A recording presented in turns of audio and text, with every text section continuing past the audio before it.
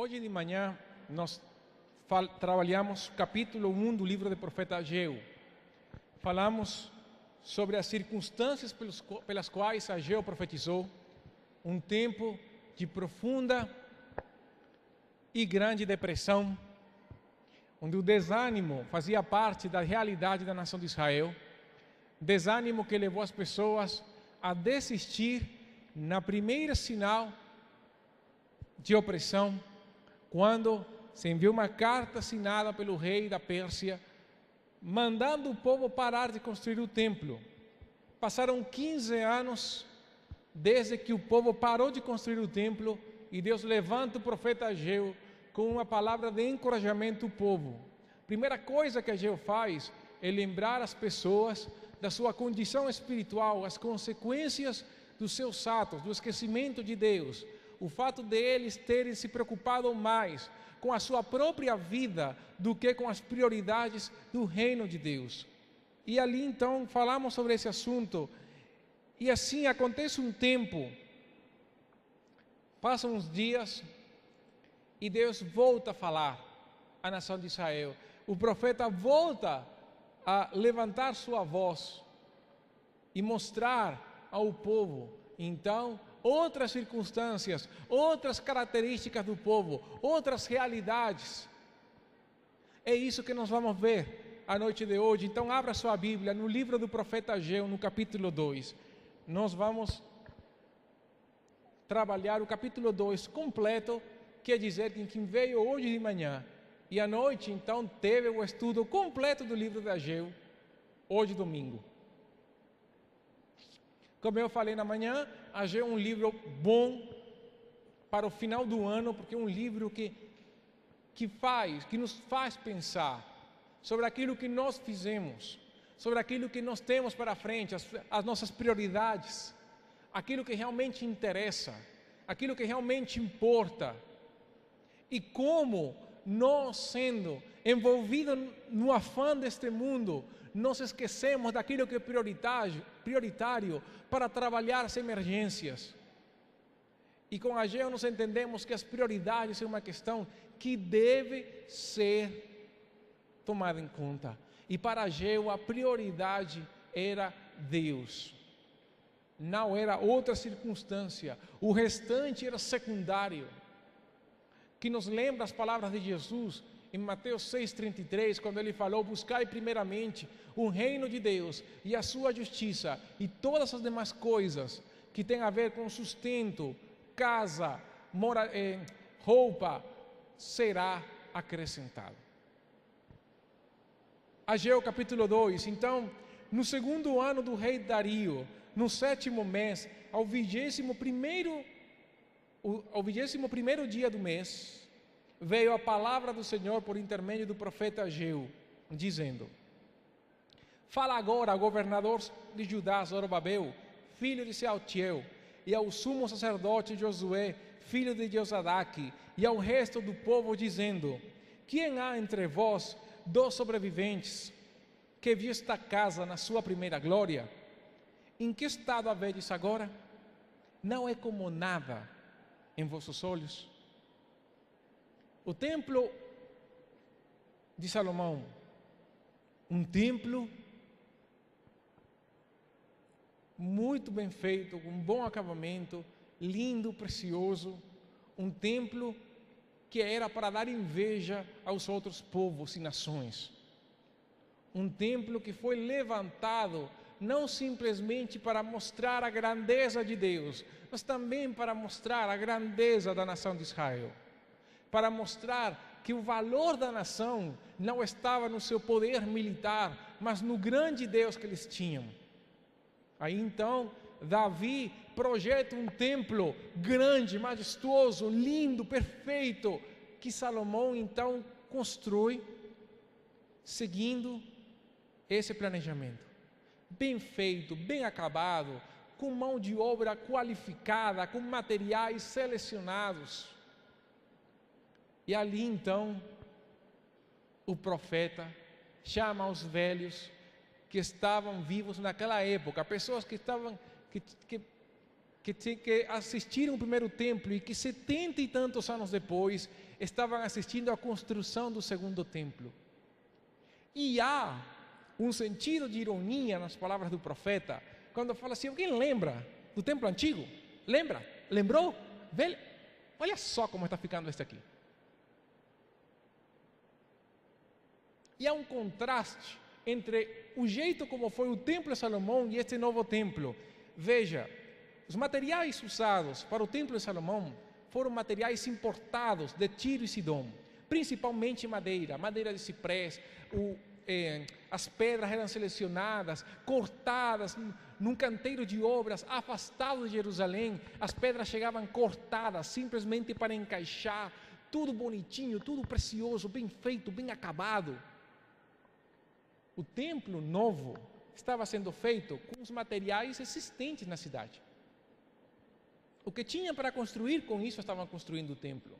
Então era totalmente diferente o tipo, a qualidade do material.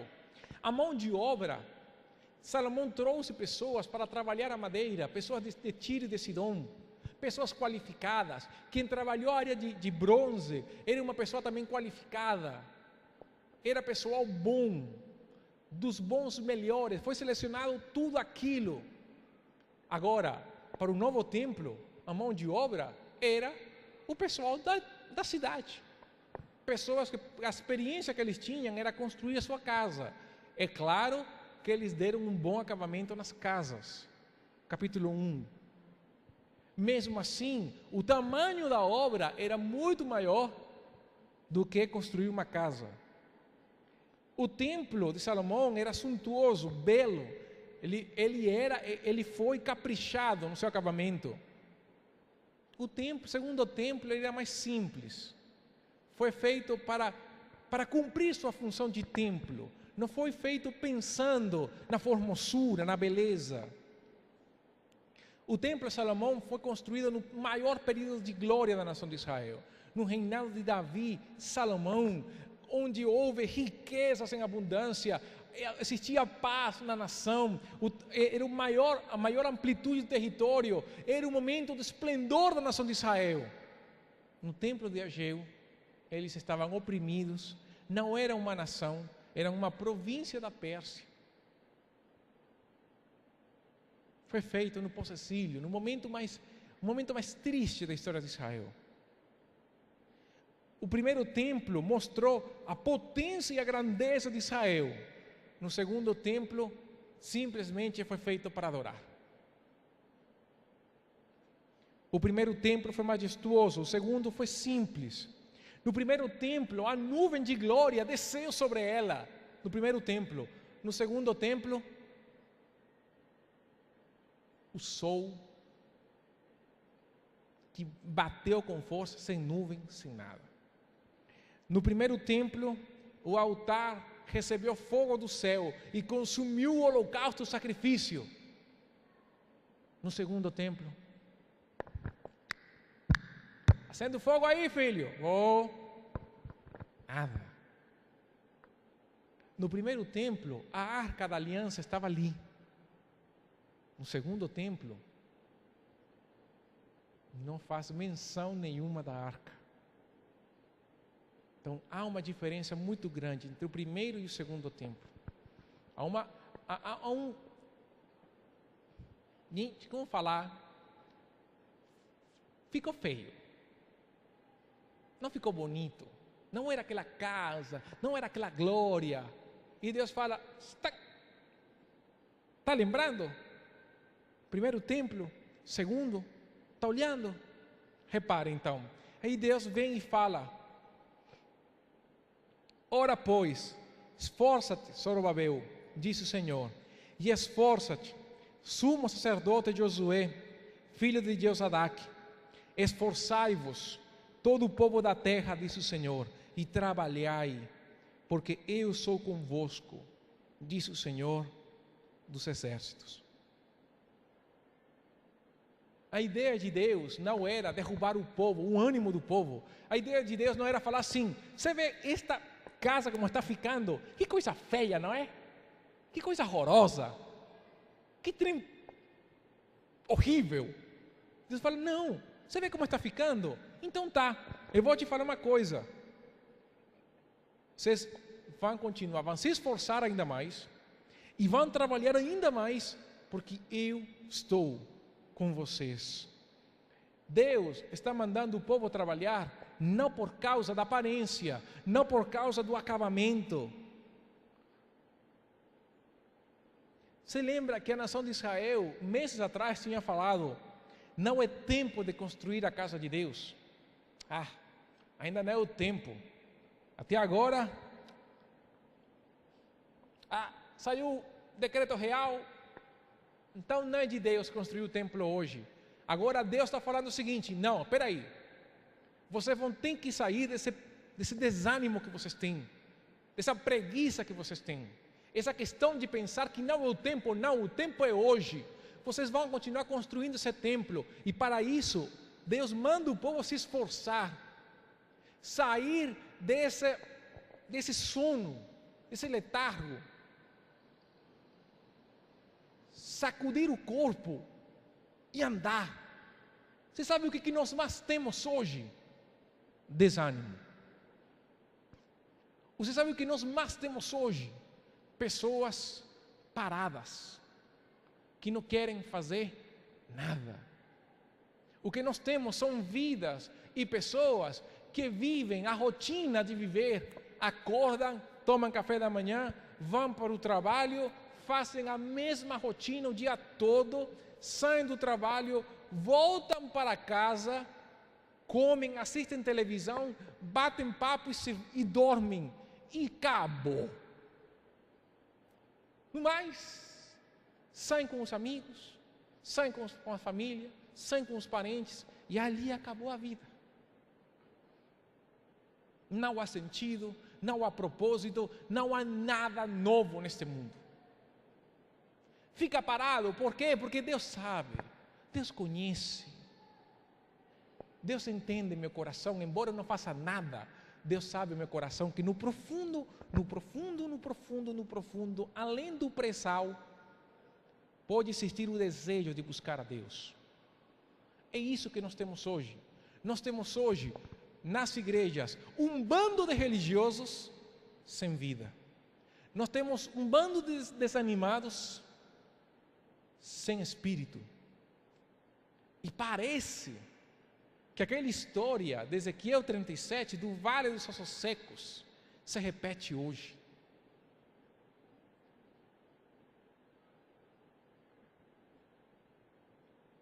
E o que Deus está mandando hoje é: sai desse estado de desânimo. Faça aquilo que é certo, mas faça hoje. Nós gostamos de fazer duas coisas. Nós gostamos de nos iludir e, na hora do compromisso, adiar. Nós iludimos quando falamos: não posso hoje, Deus sabe.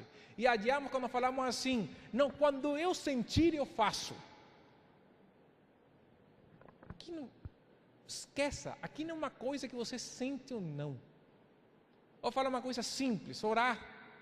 Orar não é se você vai sentir orar ou não, porque se você espera sentir orar, nós vamos morrer sem orar.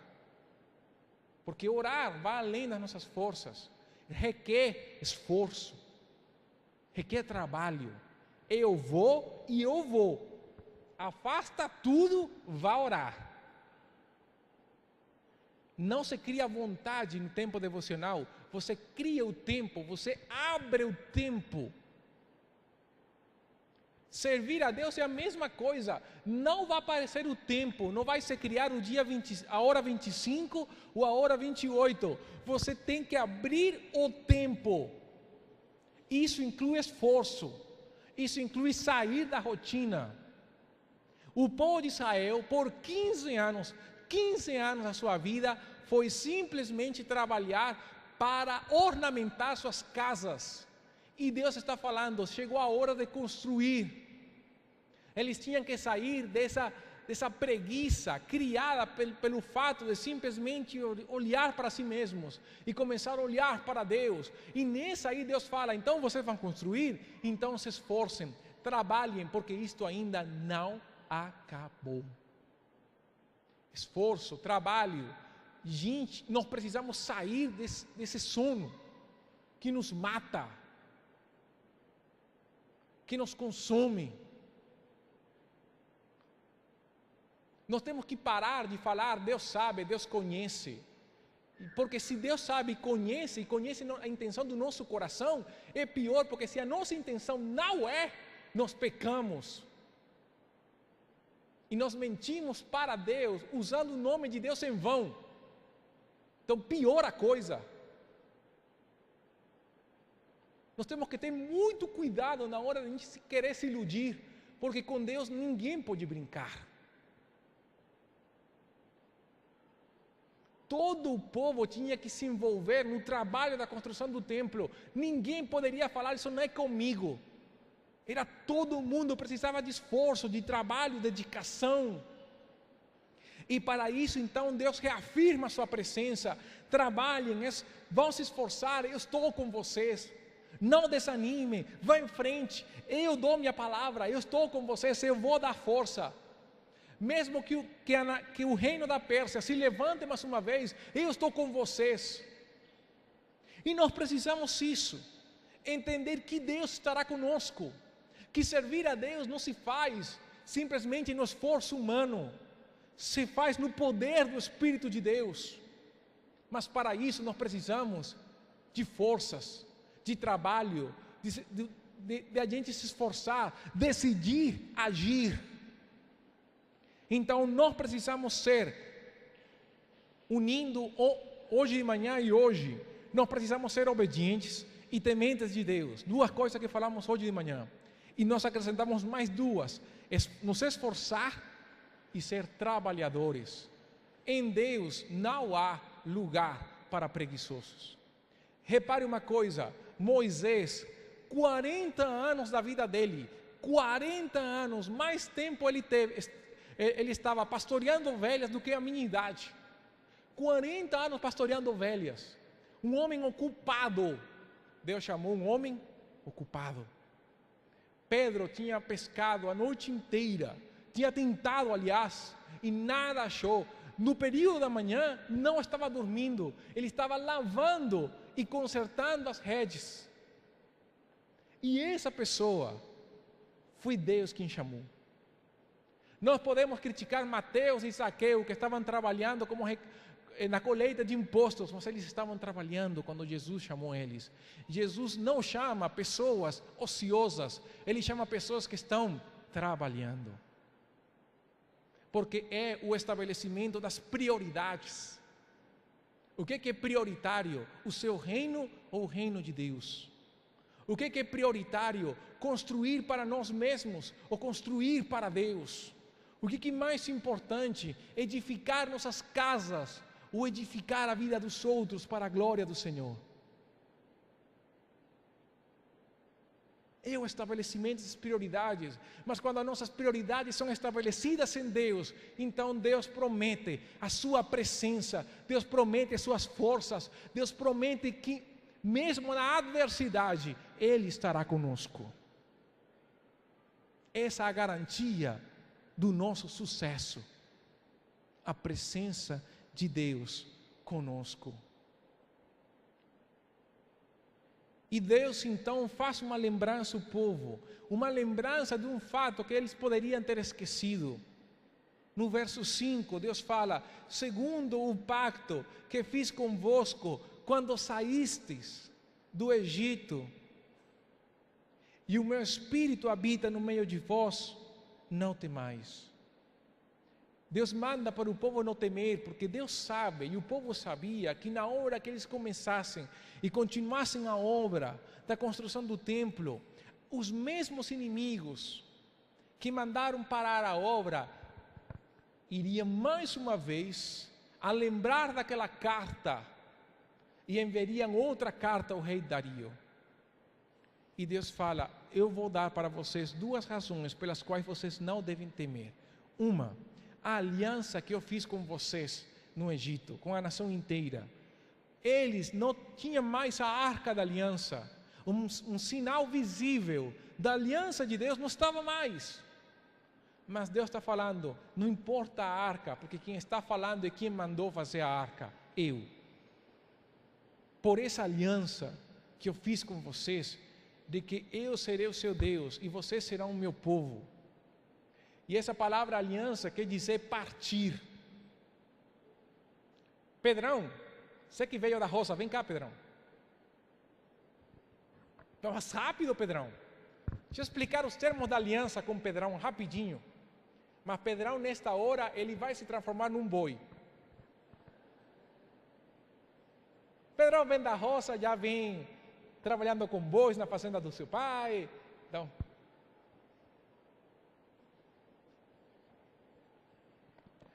eu vou fazer aliança com Hugo. Vem cá, Hugo.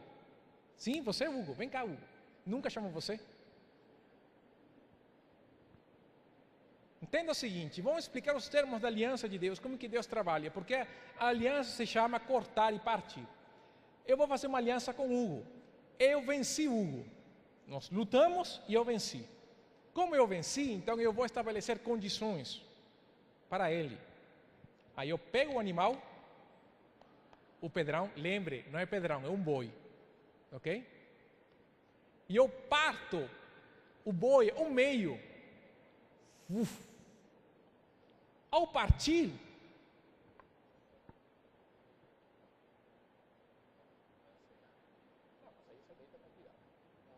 aqui. Aí eu pego o animal e eu coloco ele no chão, deitado. Deita aí. Deitado, do jeito qualquer um. Lembre, ele está partido ao meio. Então, uma metade aqui e outra metade ali. Então, Hugo, anda perto, dá a voltinha nele. Dá a voltinha. Por aqui, dá a voltinha. Quando dá a voltinha, a pessoa fala, assim aconteça comigo, se eu não cumprir os termos da aliança. Ou seja, que eu também seja partido ao meio, se eu não cumprir os termos da aliança. Isso Deus fez com Abraão. Lembra em Gênesis, quando Abraão cortou vários animais ao meio, e viu uma chama andando no meio dos animais, e alguém assim, pastor, está na Bíblia, está em Gênesis, pode ler, viu? Esse é o sentido da aliança. Vem cá, Pedrão, ressuscita agora. Isso, opa! Comeu, gente, a comida da roça é boa demais. Entendeu? Os termos da aliança é esse. O animal partido no meio e que aconteça com eles a mesma coisa se não cumprir os termos da aliança. Obrigado, pode sentar. Obrigado, Pedrão. Obrigado, Hugo. Eles tinham que cumprir. Então Deus fala, lembra a aliança que eu fiz com vocês no Egito? Que o povo de Israel tinha quebrado mais uma vez, mas Deus não se lembrou. E Pedrão vai limpar a sujeira. E Deus fala, o primeiro sinal que eu dou, que eu estou com vocês, é aquela aliança. Eu não esqueci que vocês são o meu povo. A segunda aliança que Deus dá é, o meu Espírito está no meio de vocês. Não estava mais a nuvem. Você vê duas características importantes para a nação de Israel: a arca e a nuvem. E Deus fala, não tem mais a arca, mas eu sou a aliança de vocês. Aí Deus fala, não tem mais a nuvem, mas o meu Espírito está no meio de vocês. Por causa disso, não temam. Vamos trazer para nós. Que melhor aliança que a morte de Cristo na cruz. O justo pelo injusto. O seu sangue derramado sobre nós. O sangue da nova aliança. E o Espírito Santo hoje não está no meio de nós, está em nós, selados pelo Espírito de Deus. Se Deus falou para eles, na antiga aliança, não temam, quanto mais hoje, pelo sacrifício de Cristo na cruz, como o Cordeiro de Deus, e a presença do Espírito Santo em nós, como é que nós podemos falar não ao Senhor para servi-lo? Nós não temos como falar não, porque o Espírito de Deus não está no meio de nós simplesmente, Ele habita em nós, Ele está em nós como morada permanente. E nós estamos unidos a Deus pela aliança feita por Cristo na cruz do Calvário. Uma aliança perfeita, a presença do Espírito Santo em nós. Nós não temos como temer, como nos iludir do chamado de Deus.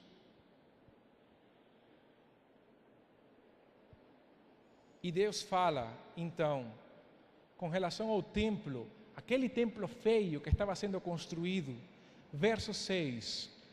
Pois assim diz o Senhor dos Exércitos: ainda uma vez, daqui a pouco, e abalarei os céus e a terra, o mar e a terra seca. Abalarei todas as nações, e as coisas preciosas de todas as nações virão, e encherei de glória esta casa, diz o Senhor dos Exércitos. Minha é a prata e meu é o ouro, diz o Senhor dos Exércitos. A glória desta última casa será maior do que a primeira, diz o Senhor dos Exércitos. E neste lugar darei a paz, diz o Senhor dos Exércitos.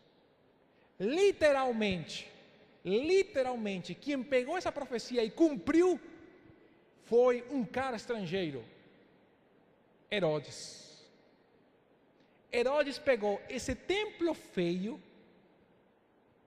aí, você sabe, na marra, na dor, no sofrimento, simples. E ele, desse templo, construiu ou reformou e criou aquele templo majestoso, grandioso, que os discípulos falaram para o Senhor: Senhor, olha que pedras, oh que templo. Aquele templo pequeno, simples, Herodes tentou encher ele de glória, de majestade. E a ideia de Herodes era que ele se tornasse muito mais grandioso do que o templo de Salomão. Era o grande sonho de Herodes. Por quê? Porque Herodes não era judeu. Herodes era idumeu, de Edom, de Esaú. E ele queria ganhar o favor dos judeus. Ele queria ganhar o coração deles. Então ele reforma o templo para criar dele o templo. E que a nação de Israel voltasse a ter orgulho daquele templo. O templo. Mas o que Ageu está falando não é disso. A glória que Ageu fala não tem a ver com ouro ou prata. O que Deus fala é assim: olha, coisas acontecerão, nações virão, entram, saem, vai haver mudanças nos impérios das nações. E muitos vão querer dar sua glória ao templo. O problema, Deus fala, é que nada disso importa, porque meu a prata e o ouro, então eu não preciso disso. Contrário ao que muitos pensam, quando Deus fala minha prata e o ouro, está falando com relação ao que Ele vai dar para o povo. O que Deus está falando é justamente o contrário, Ele não precisa disso. O que Deus está mostrando para a nação de Israel, você pode ler mais uma vez o texto e entender, Deus não está falando para o povo que Ele precisa da glória do templo com relação a prata, ouro, pedras preciosas. Quando Deus fala minha prata, meu é o ouro, está falando eu não preciso disso. O templo não deve ser assim. A glória que virá para o templo não é essa. Gente, nesse segundo templo, feinho, assim, na marra, na simplicidade, e que depois Herodes tentou dar glória, mas não conseguiu. Andou naquele templo uma pessoa que era a glória de Deus. Aliás, nesse templo, Deus mesmo veio e andou nele. Não era nuvem, não era um símbolo, não era um sinal, era Deus mesmo. Deus mesmo pisou os degraus, caminhou no templo, entrou no átrio dos gentios, entrou onde somente judeu conseguia entrar. Deus mesmo habitou nesse templo, não habitou, mas andou nesse templo, passeou ali. Sabe de quem estou falando? de Jesus. Essa glória desse templo, simples, marrento, assim, o templo de Salomão não teve. O templo de Salomão teve fumaça, teve a arca. O segundo templo teve o Senhor da glória caminhando por ali. Me fala o que é melhor, a nuvem ou o mestre? No segundo templo, a glória que Deus falou foi Jesus que andou e pisou os degraus do templo, que andou e viu as pedras preciosas e falou: nada vai sobrar daqui, nem pedra sobre pedra, tudo vai cair. A glória que Ageu está falando é Cristo. Herodes entendeu errado. A nação de Israel entendeu completamente errado. Não era suntuosidade, não era luxo, não era tirar simplicidade e criar algo melhor. Era o preparo para que o Messias, o Cordeiro de Deus, caminhasse por aquele templo. João fala que eles viram a glória de Deus em Jesus. E Ele veio nos mostrar a glória de Deus. Jesus veio e nos mostrou isso. Hoje nós não precisamos construir um mega templo para mostrar a glória de Deus. É errado. A Bíblia fala que o que reflete, na verdade, a glória de Deus, somos nós, como um espelho que reflete a glória do Senhor. Você e eu, quando dispomos o nosso coração a servir a Deus, somos espelhos polidos que refletem a glória do Senhor a um mundo em trevas. E por isso nós conseguimos iluminar o mundo, por causa da glória do Senhor, não por aquilo que nós somos.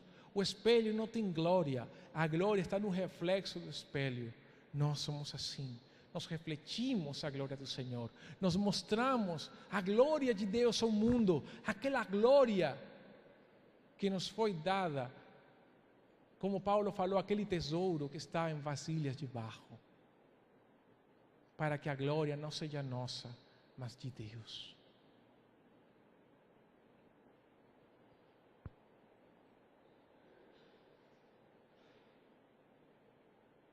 E aí então encerra o discurso de Ageu nesse ponto. Primeira parte do seu discurso do capítulo 2. Um discurso que encoraja o povo a agir, a atuar, a sair desse estado ainda de dúvida, se vou, se não vou, se vou fazer, se não vou fazer. E Deus manda: não, vai, porque eu estou com vocês, vão se esforçar, esforcem-se, trabalhem, eu estou com vocês, e a glória desta casa será maior do que a primeira. Não porque vai ter o luxo e a glória das nações, mas porque o Rei da Glória vai andar nesse templo. E ali então, 2 meses depois, aí vem o silêncio do profeta, calou Ageu. 2 meses depois, Ageu fala, pergunta agora, verso 11, aos sacerdotes acerca da lei, dizendo: se alguém levar na aba das suas vestes carne santa, e com a sua aba tocar no pão, ou no guisado, ou no vinho, ou no azeite, ou em qualquer outro mantimento, ficará este santificado? E os sacerdotes responderão: não. Então perguntou Ageu: se alguém que for contaminado pelo contato com o corpo morto tocar em alguma destas coisas, ficará ela imunda? E os sacerdotes responderam: ficará. O pecado, incrível, na lei o pecado podia ser transmitido.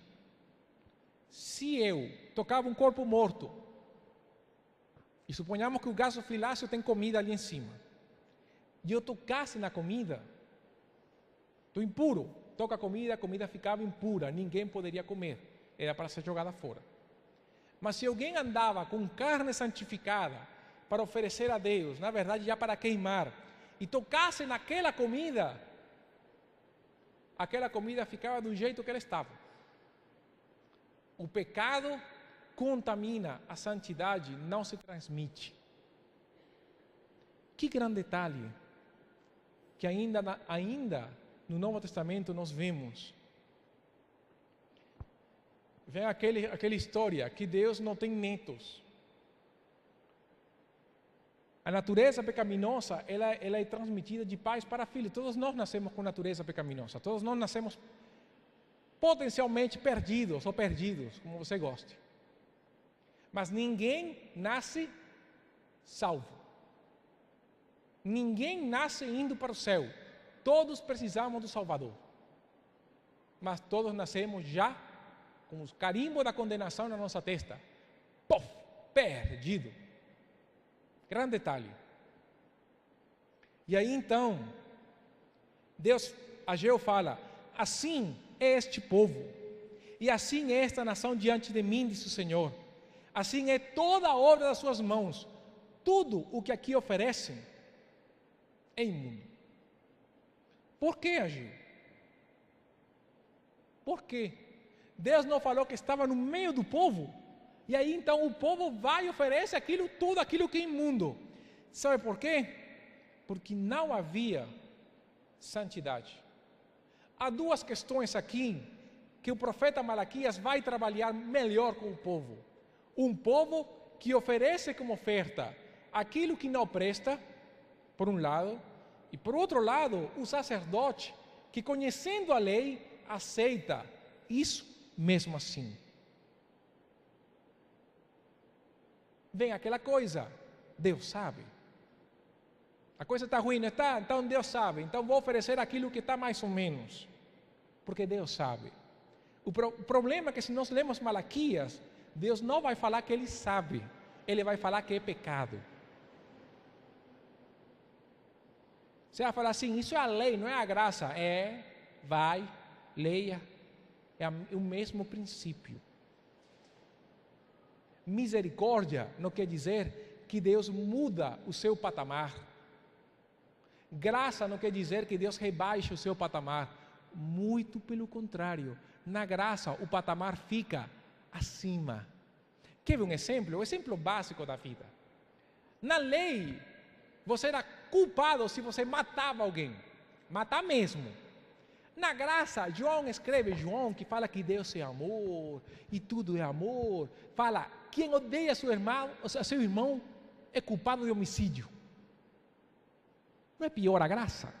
O patamar ficou maior? Não é matar, é odiar. Se você odeia alguém, como se você tivesse matado ele. Então pronto, você é culpado de homicídio. Na graça, não na lei. Então não pense que a graça ela é melhor. É claro, sacrifício, oferta, promessa, tudo é melhor. Mas em santidade, o patamar sobe um degrau. E é isso que nós vimos. Deus não aceita qualquer coisa. Na lei está escrito: quando oferecerdes ao Senhor sacrifício de oferta pacífica, oferece-lo de modo que seja aceito. Levítico 19:5. E no capítulo 22 fala: e quando oferecerdes ao Senhor sacrifício de ação de graças, oferece-lo-eis de modo a serdes aceito.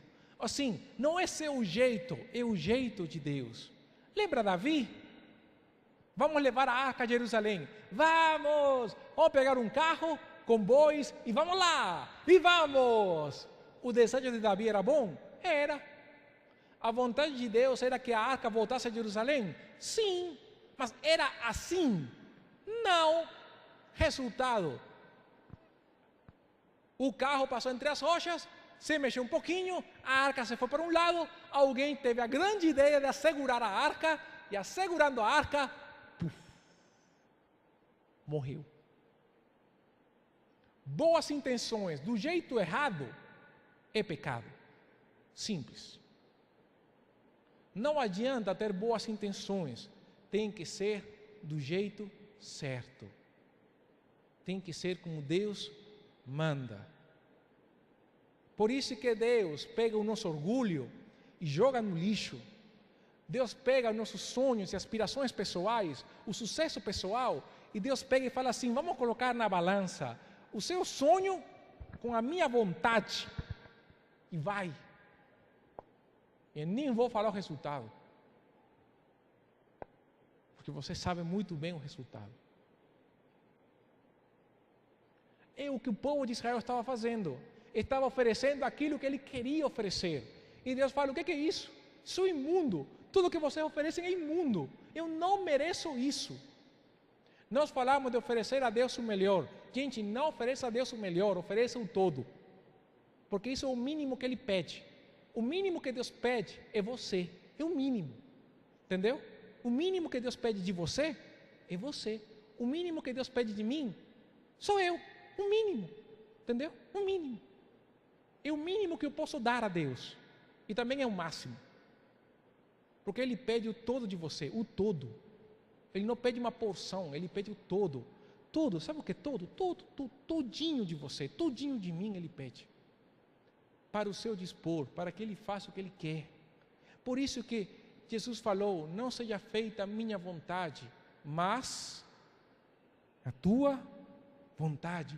E o Pai Nosso fala: assim como é feita a tua vontade nos céus, seja feita na terra. Que não seja eu, que seja o Senhor. O povo de Israel não tinha entendido isso ainda. E por isso é que Paulo vai falar que nós temos que oferecer a Deus os nossos corpos como sacrifício vivo, santo, agradável a Deus. Que esse deve ser o nosso culto racional. E tão importante como isso é não conformar o nosso pensamento ao pensamento do sistema deste mundo, mas ele tem que ser transformado pela renovação da nossa mente, para que assim então nós podemos entender qual é a boa, perfeita e agradável vontade de Deus. Por isso que Ageu volta a falar no verso 15: considerai o que acontece desde aquele dia, desde que se lançou pedra sobre pedra no templo do Senhor. E Ageu volta com a mesma fala: para pensar. Pensa, pensa, dá um para aí, para o que está fazendo, para tudo. Chegou a hora de pensar. Pensa tudo o que tem acontecido até hoje. E como eu falei hoje de manhã, o nosso grande problema é que nós não queremos pensar. Como nós vivemos na correria do dia a dia, não há tempo para pensar. O que nós queremos é porque nós estamos atrasados, porque já o ônibus vai passar, porque se a gente não fizer agora, porque a conta vai se vencer. E nós vivemos assim. Mas parar, sentar, pensar, não é uma opção, é uma necessidade que nós temos que ter. Pensa um pouco. Pensa nas prioridades, pensa naquilo que está acontecendo. E o profeta volta a falar: quando alguém vinha a um montão de trigo, de 20 medidas havia somente 10. Quando vinha um lagar para tirar 50, havia somente 20. Feri-vos com mangre, com ferrugem, com saraiva, em todas as obras das vossas mãos, e não houve entre vós quem voltasse para mim, diz o Senhor. Deus chama o povo, chama pelo profeta, mandou seca, mandou praga, mandou de tudo, e o povo: isso é comigo? Não, isso é com um vizinho, né? Com certeza. E Deus fala: nenhum de vocês se voltou a mim. Aí eu falo, mais uma vez, o que está acontecendo com o nosso coração? Será que o nosso coração está duro? Nós não precisamos amolecer nosso coração na presença do Senhor, derramar nossa vida. Nós não temos nossa vida muito parada, muito rotineira, muito simples, no sentido de viver uma vida só para nós mesmos. querendo simplesmente aquilo que é bom para mim? Será que nós estamos com um grande problema de arrogância no meio de nós? No qual nós olhamos simplesmente para o nosso umbigo e não olhamos para os problemas e as necessidades dos outros. Sabe, eu passei um Natal com uma família que não é crente. Nós passamos, aliás. Na verdade, eles já foram membros de uma igreja batista em Belo Horizonte. E uma das coisas que afastou, pelo menos, a mãe dessa família, foi que quando o esposo ficou doente de câncer, ninguém da igreja foi e visitou eles. Ninguém. Eu fiquei arrasado. Eu falei, por que ninguém reparou que essa pessoa estava doente? O que aconteceu que ninguém reparou que essa família não estava vindo na igreja? Por que não houve relacionamentos prévios dentro da comunidade da fé que tornasse a ausência dessa pessoa uma realidade visível e palpável? Por quê? Pela nossa indiferença. Esse domingo ele não veio, ele volta no próximo domingo. Vai 2 domingos, saíram. Está na outra igreja. E nós nos iludimos, e o coração fica duro. E as pessoas se afastam do Senhor. Porque nós estamos olhando a nossa própria realidade. Não estamos olhando a realidade dos outros. E Deus chama a nossa atenção. E Deus faz de tudo para que a gente entenda que nós precisamos voltar a Ele. E sabe o que nós fazemos? Nós viramos as costas para Deus e falamos, isso não é comigo. É isso que estava acontecendo com a nação de Israel.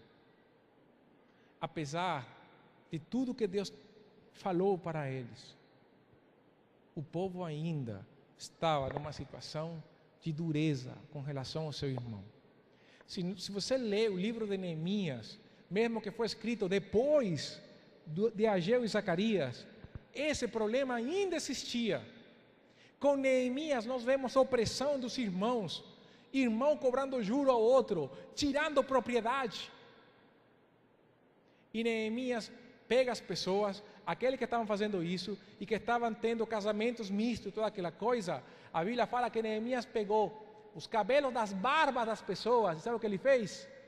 Tirou as barbas das pessoas com a mão. Para aquele que é homem, imagine que alguém pegue a sua barba e tire assim. E você vai falar, que bênção. Da raiva que deu Neemias. Então pense a atitude do povo nessa situação. Pense, gente, como é que nós estamos endurecendo o nosso coração. Por isso que eu falo, há um problema. Nós estamos ficando muito iludidos, muito entre nós, na nossa realidade, nos nossos problemas. Nós não entendemos os princípios do Evangelho. Não é nós, não é eu, aliás, é nós. Não é o meu sucesso, é o sucesso de todos. Não é o meu benefício, é o benefício da comunidade. Não é aquilo que é bom para mim, é aquilo que seja o melhor para todos. A nação de Israel pecava nisso, e nós ainda não aprendimos a lição. E veja então como o profeta como acaba o livro de Ageu, mesmo nessa circunstância difícil. Ageu fala o seguinte: considerai, pois, eu vos rogo, desde este dia em diante, desde o 24º dia do mês 9, desde o dia em que se lançaram os alicerces do templo do Senhor. Sim, considerai essas coisas. Está ainda a semente no celeiro? A videira, a figueira, a romeira e a oliveira ainda não dão seus frutos? Pergunta retórica, a resposta era não. Não. E Ele fala: desde este dia, hei de vos abençoar. Lembra do hino 25? Tu és fiel, Senhor. Deus está mostrando a sua fidelidade. Apesar de quem o povo era, apesar dos pecados do povo, apesar da infidelidade do povo, Deus falou assim: olha, vocês vão, a partir de hoje, olhar como eu vou abençoar vocês. Por quê? Por várias razões. Deus queria mostrar que eles ainda eram o povo da aliança. Deus queria dar força ao seu povo para continuar o trabalho. Olha, está ruim, está ruim, está ruim. Vocês querem força? Tá bom, eu vou abençoar vocês para que vocês então comam, força, trabalho. Para mostrar graça e misericórdia. E também porque Ele é Deus. Ele faz isso porque Ele é Deus, Ele não é como a gente. Nós, se alguém se comporta mal com a gente, nós simplesmente paramos de falar com Ele. Deus não. Deus estende ainda a sua misericórdia e sua graça. Ele mostra que apesar da nossa infidelidade, nós pertencemos a Ele. O povo com certeza tinha entendido a mensagem do profeta. E Deus promete restaurar o povo que se arrepende dos seus maus caminhos. Se nós queremos ver as bênçãos do Senhor, nós temos que entender que a nossa vida, do jeito que ela está, precisa mudar. E que os nossos caminhos precisam sempre serem avaliados pela palavra de Deus. Não é o que eu acho, é o que a Bíblia fala. Nós todos queremos bênçãos. É a coisa que o povo, acho que o povo evangélico que mais fala é bênção, promessa. O que quer ter, possuir.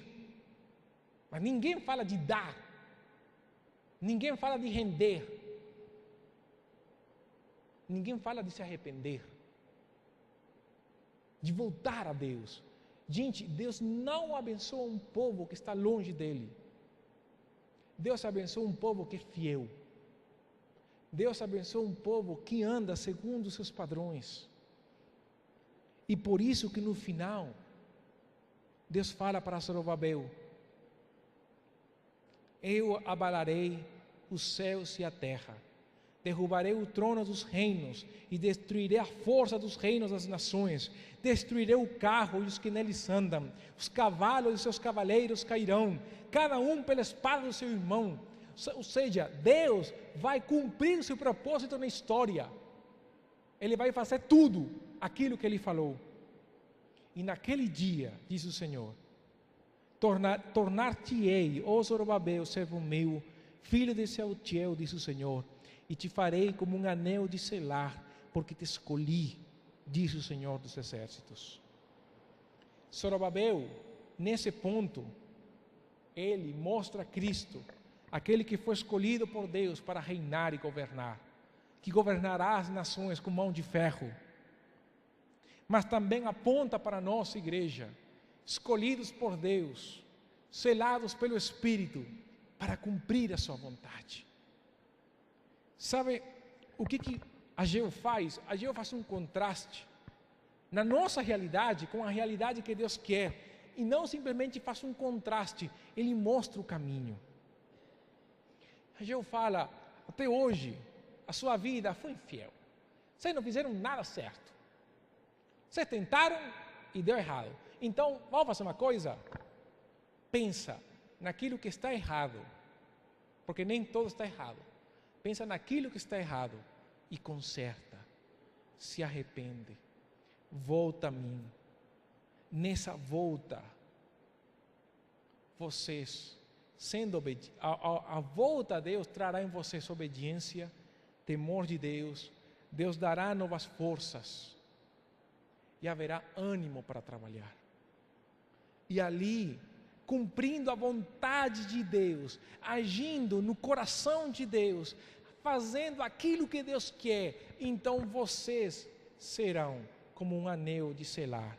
O anel de selar era um anel, não este aqui, pelo amor de Deus, um anel de ouro com pedras preciosas, que era usado para carimbar. O carimbo real estava nessa aliança. E todo documento com o carimbo do anel real, tinha valor, era a assinatura do rei. E o que Deus fala é que se nós formos obedientes, essa autoridade que Cristo nos deu, de ir e fazer discípulos a todas as nações, nós vamos cumprir. A autoridade que Deus nos deu é uma autoridade para espalhar o Evangelho até os confins da terra. E vamos ser então como o anel de selar de Deus, porque vidas serão resgatadas para a glória do seu nome.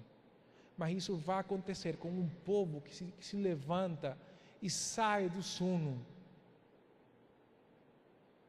e age segundo o coração de Deus.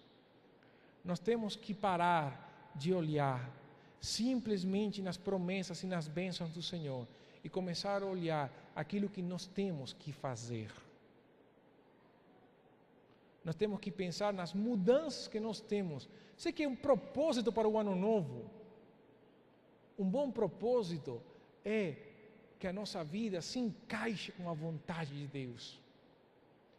Que nossos caminhos sejam os caminhos do Senhor. Esse é o melhor propósito que nós como igreja podemos ter. Por isso, vamos pensar, onde estão as minhas prioridades? O que é que eu quero? A ênfase na minha vida está no meu sucesso pessoal ou está na glória de Deus? Eu quero um luxo temporal ou eu quero um tesouro nos céus? Eu avalio minha vida à luz da palavra de Deus ou à luz dos holofotes deste mundo? Eu faço aquilo que deve ser feito? Faço tudo para ganhar alguém para Cristo? Faço tudo para mostrar a glória de Deus? Eu faço tudo para mostrar a minha vida como cristão real e verdadeira? O que é que eu quero neste mundo? Cristo é o Senhor da minha vida? De fato Ele é. O que é que eu preciso fazer? Eu acredito que nós precisamos buscar mais o Senhor. Eu acredito, eu vou falar uma coisa, eu preciso do Senhor. Eu preciso. Há uns anos atrás, a conversa que eu tinha com uma pessoa, com várias pessoas, era esta: o que Deus falou para você? Gente, não brinco, pessoas chegavam para mim e falavam assim: cara, sabe o que foi bom? Ontem cheguei do meu trabalho, eu fui para o meu quarto, eu fechei a porta, eu orei a Deus e Deus me falou pela sua palavra. Olha, a pessoa falava comigo isto: eu não troco esse tempo por nada neste mundo. Essa pessoa me motivou e eu comecei a fazer isso. No final da noite, quando todo mundo dormia, eu ia para a sala e começava a orar. Esse tempo com Deus não tem valor. Quando eu tenho meu tempo com Deus e eu oro a Deus, para mim esse tempo não tem valor. Incalculável. Mas sabe o que? Eu preciso que esse tempo seja mais consequente. Que a correria da vida não faça que meus tempos de oração sejam a cada 2, 3 dias, sino que se tornem diários. O que eu preciso é uma busca maior pelo Senhor.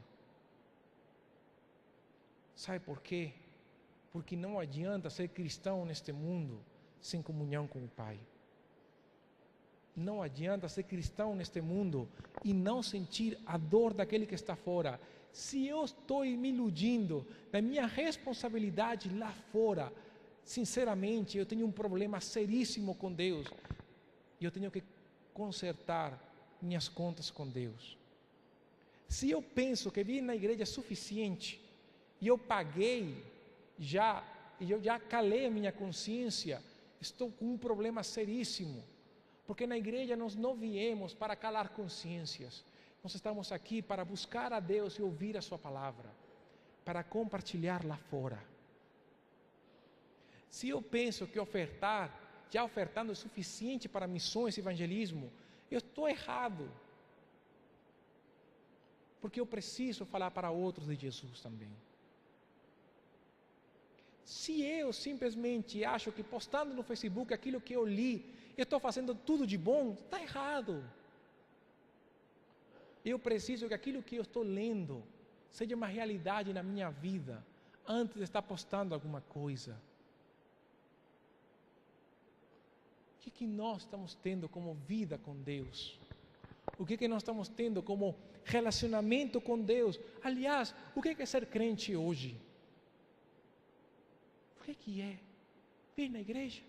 Ir para um show? Bater palmas? É só isso? Entre nós, então. E as outras crenças, não há diferença. Sinceramente, não há diferença. A diferença está na vida que nós temos. A diferença está na realidade da certeza do Deus que nós adoramos e servimos. Se isso não está, nós precisamos, com urgência, de um encontro com Deus. Vamos nos colocar em pé.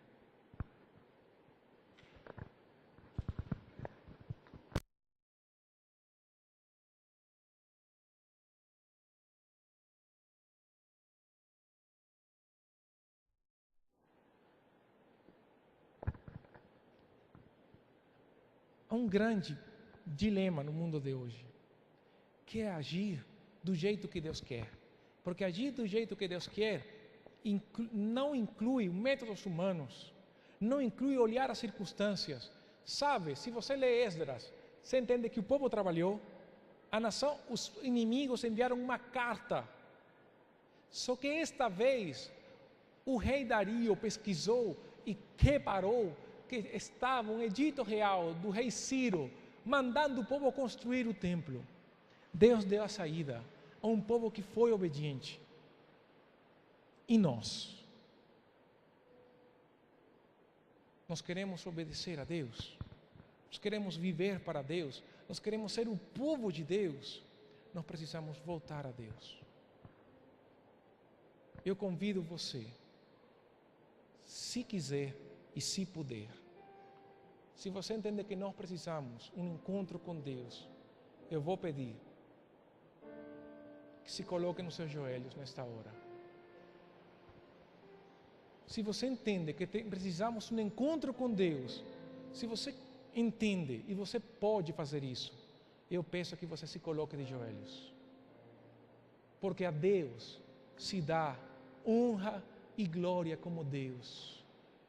E nos momentos de humilhação, nós precisamos nos ajoelhar na presença do nosso Deus.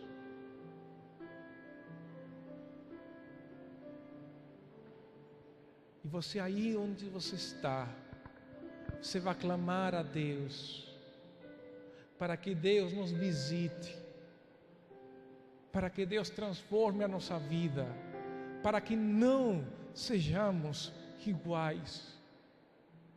Porque não tem como viver neste mundo longe de Deus. Senhor, na Tua presença estamos. Nos ajoelhamos perante Ti, perante Tua majestade, Senhor.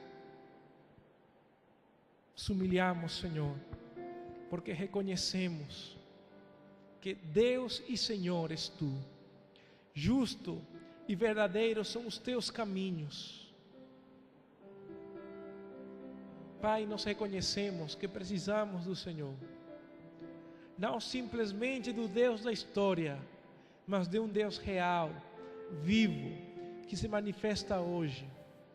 Nós não queremos simplesmente um Deus longe. Nós queremos um Deus que está perto. Um Deus que escuta nosso clamor. Um Deus que responde. Um Deus que se faz presente na Tua palavra. Um Deus que manifesta o Seu poder quando o Seu povo precisa da ação do Senhor. E nós clamamos a Deus que os nossos caminhos sejam os caminhos do Senhor. Endireita, Senhor, nosso andar. Endireita, Senhor, nossas veredas. Guia-nos, Senhor, pelo Teu Espírito, ao cumprimento da Tua vontade, ó Deus. Nos humilhamos, Senhor. Se há algum pecado no nosso coração que que nos tem afastado de Ti. Nós clamamos ao Senhor por perdão, por misericórdia, por graça.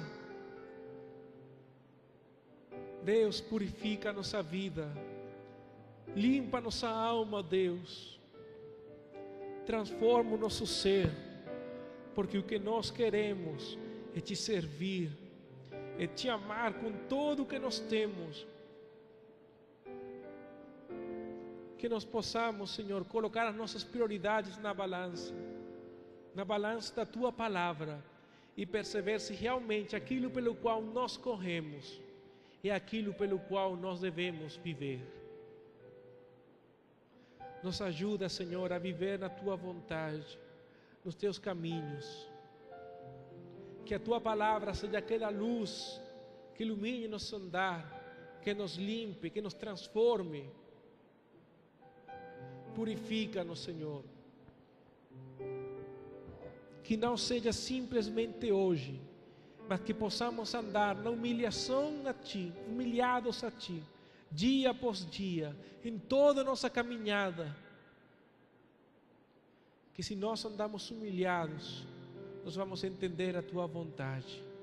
Nos perdoa, Senhor, se o nosso caminho foi andando tras bênçãos, tras promessas, quando nós esquecemos dos Teus mandamentos. Que a Tua lei e os Teus mandamentos sejam o nosso andar, Senhor, e que possamos andar segundo os Teus mandamentos, segundo a iluminação da Tua lei. Guia-nos, Senhor, pelo Teu Espírito, e nos encaminha, Senhor. Dá-nos um coração que tema o Teu nome, um coração de carne, sensível à Tua voz, sensível à realidade que está lá fora, Senhor. Quebranta a nossa vida, Senhor, da preguiça, da pereza, do descaso, Senhor, de tudo aquilo que colocamos como desculpa. Que o Teu reino seja prioridade na nossa vida, e que sejamos instrumentos úteis nas Tuas mãos, Senhor. Nos ajuda, ó Deus, a andar segundo o Senhor.